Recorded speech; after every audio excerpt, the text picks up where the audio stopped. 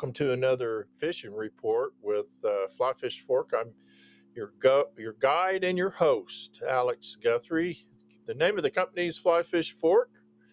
We've guide fly fishing on Lake Fork, Lake Bob Sandlin, Lake Hawkins, Lake Holbrook, kind of wherever you want to go. We'll go and we'll see if we can't find some fish.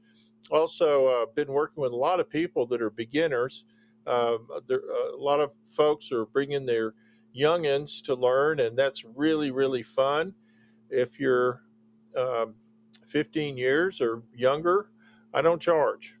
What we'll do is we reduce our full day rate to a half day rate, and if we have, that's one adult and one child, and that includes any kind of fishing lesson, all the time we need to spend.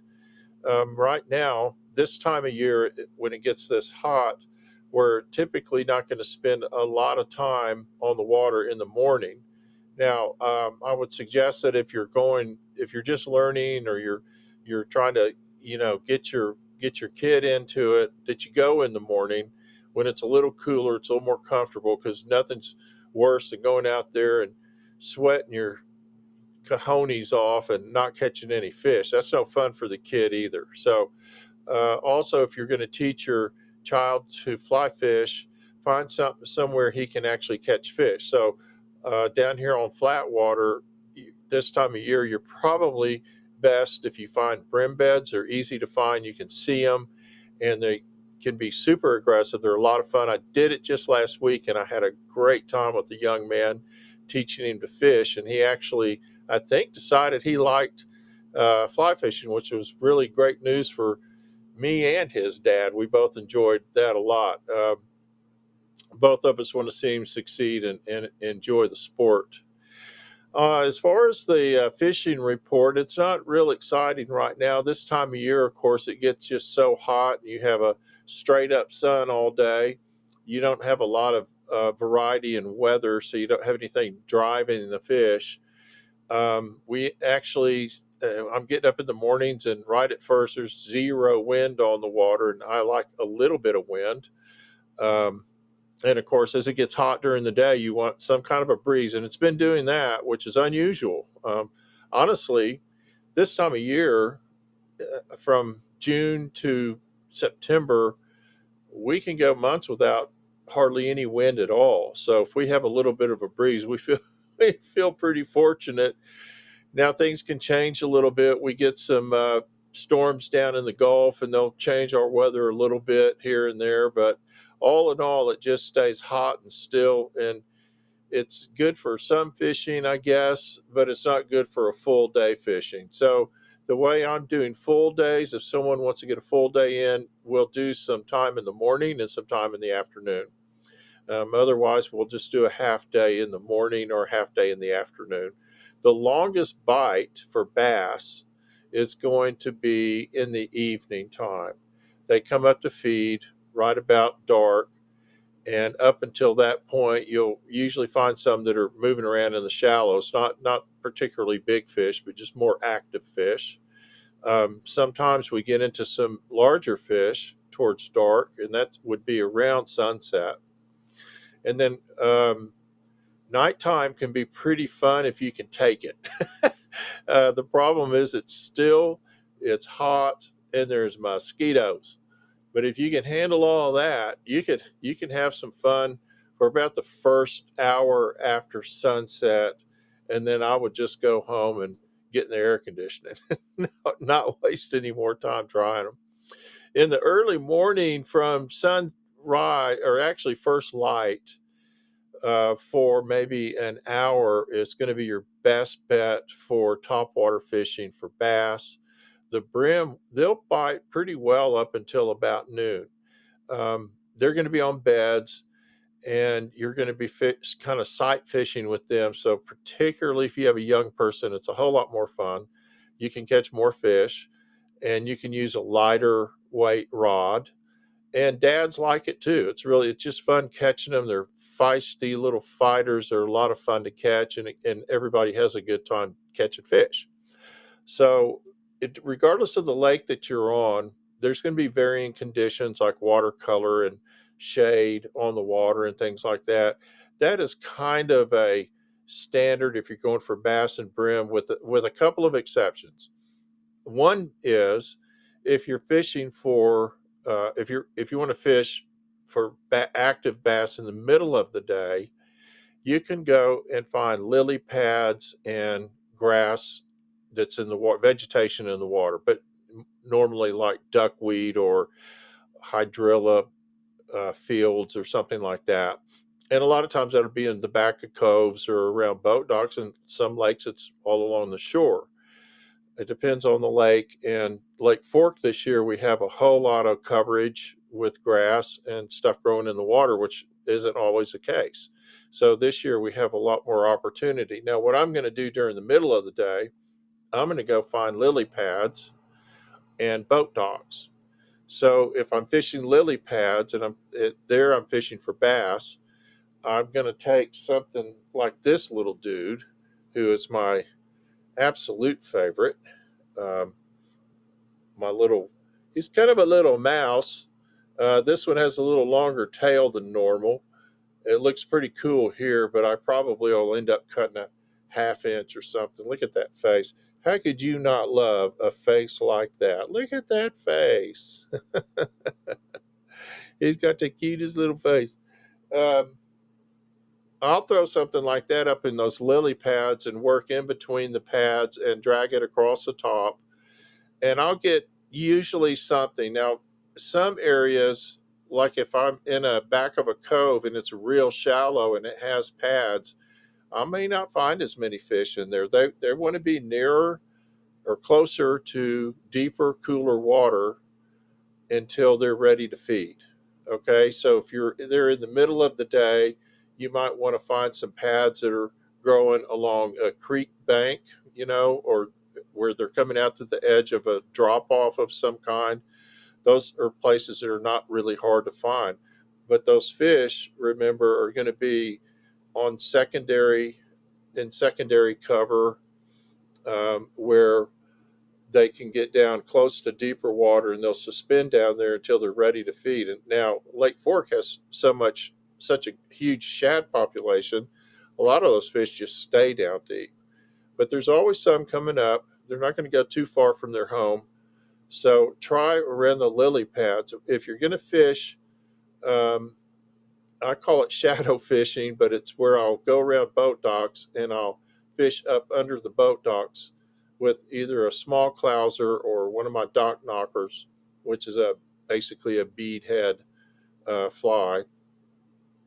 And I'll get up under those boat houses where I can. Always be aware that there's all kinds of obstructions down there that are waiting to hook your fly.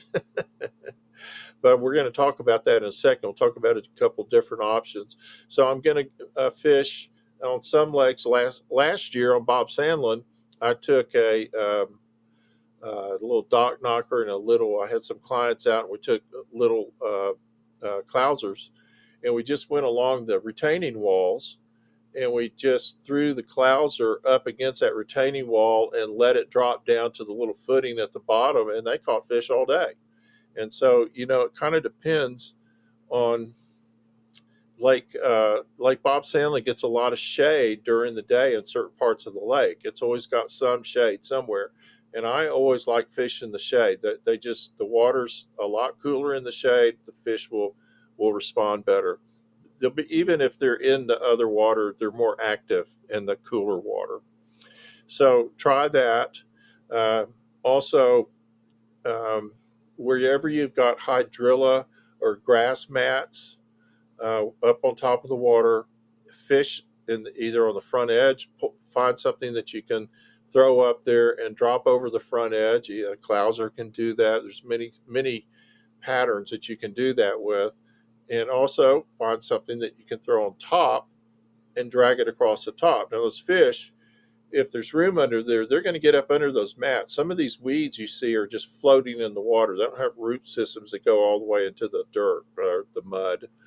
Um, they're just floating, and those fish get up under them and just hang around. There's all kinds of little bait fish up under there, little baby brim and ghost minnows and all kinds of things up under there for them to eat all day. And when they see something being drug across the top of that, or they see something going across the top, and they think it might be a little frog or it could be a little mouse that or something, they'll blow up through there and grab it. It's really a lot of fun. It takes a lot of patience. Sometimes you have to cover a lot of water, but when it happens, it's fun. And now sometimes you'll catch bass in particular will school in the summertime. They'll get together. There'll be big schools of big fish, but some of them do a lot of traveling. They're very nomadic, and so they'll go just kind of almost like a like they're terrorizing everything in the lake. I've seen it 100 times. It's so much fun, and you just never know. You can get in a. I actually have a video from last summer where I saw a big school of big bass schooling on top right at me, and I threw my fly right in the middle of them, and I got a really nice one. Got the whole thing on video. Check it out on at Flyfish Fork 2023 on YouTube, and we've got a lot of videos up there of some of these techniques that I use. So those are some of the things that I do. I wanted to tell you something about boat houses. Now, a lot of boat houses, when they're built, they have all this bracing all the way around it. It makes it hard to fish under them because you get hung up in the bracing. But I've noticed that some have an open area that might be 6 or 8 or 10 feet that's clear, where people can actually sit in a chair, drop a line over it, and not worry about getting hung up. They designed it specifically for that. So when you look for things on boat houses like um, catfish feeders, fish feeders, the feeders that throw the food out, looks just like a deer feeder, but it's on your boat dock. Lights, if you see light cords going down, and you know that they've got night lights under there, the fish are going to be around somewhere around there during the day as well. And those things are fantastic. Be careful. Be respectful of people's private property. Most of us are, but if you get hung up on their dock, I mean, I've never had anybody give me a hard time about that. But if you get hung up in their light cord that's going down to their expensive underwater light, then um, make sure that you try your best not to damage it or displace that light or anything like that. If it looks like you may be hung in there too hard, just cut it loose. Cut it loose. Don't damage it. They'll be a lot easier to get along with the next if you see them again. So those are some of the techniques that I use during the summertime, and I've had quite a bit of success with most of it. Summertime is kind of hard to fish because of the heat. There's a lot of elements that are kind of fighting against you, as well as the fish, whether or not they want to bite.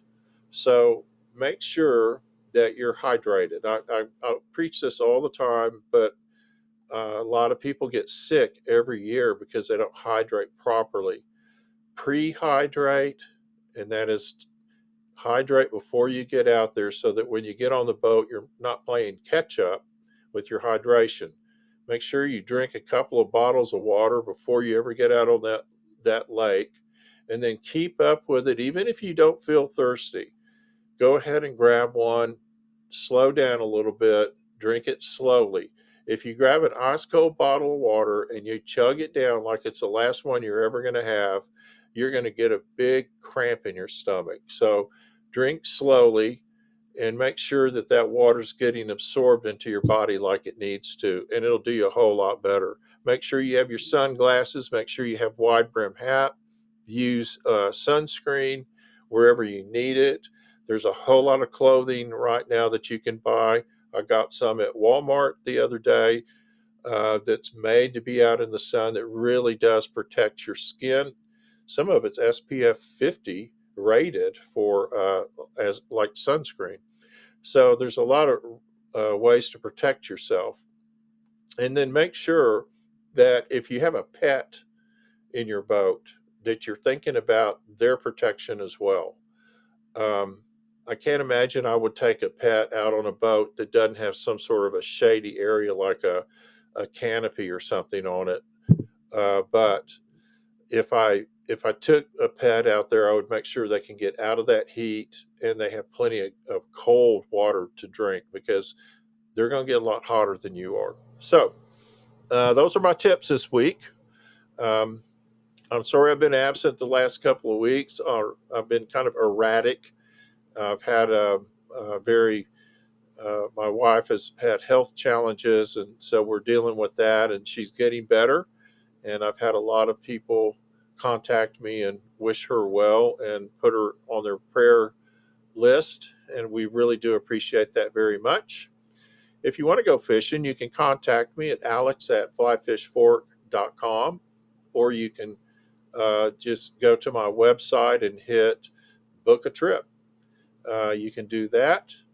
And if you want to look at some of our videos, we're at Fly Fish Fork 2023 on YouTube. Please subscribe and uh, like and ask me some questions. I'll respond as quickly as I can. And until next week, this is Alex signing out. Have a good week. Tight lines. Stay safe.